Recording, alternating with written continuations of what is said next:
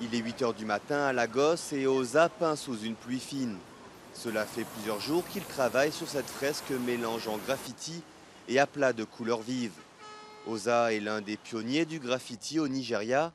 Il espère inspirer d'autres artistes pour colorer la ville. Nous sommes les pionniers et le mouvement arrive. D'autres artistes de graffiti émergent et ils vont créer une véritable scène. Nous allons simplement persévérer et faire de notre mieux pour que les graffitis de Lagos ou du Nigeria soient reconnus. Dans l'immensité grise de Lagos, les espaces pour peindre ne manquent pas, mais les autorités sont très répressives.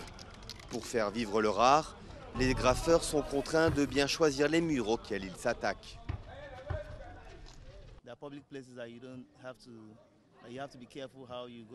Il y a des lieux publics où il faut faire attention à la façon dont on y va.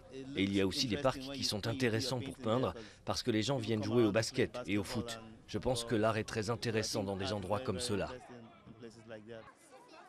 Signe que les mentalités changent, le graffiti réussit à sortir de la clandestinité.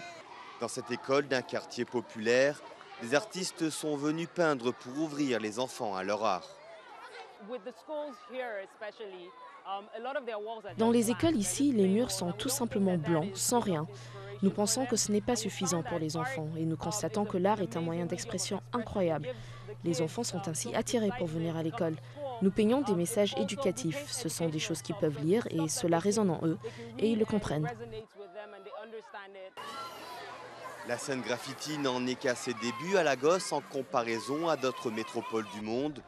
Pour encourager la dynamique de ces jeunes artistes, la ville a invité plusieurs d'entre eux à peindre des espaces publics.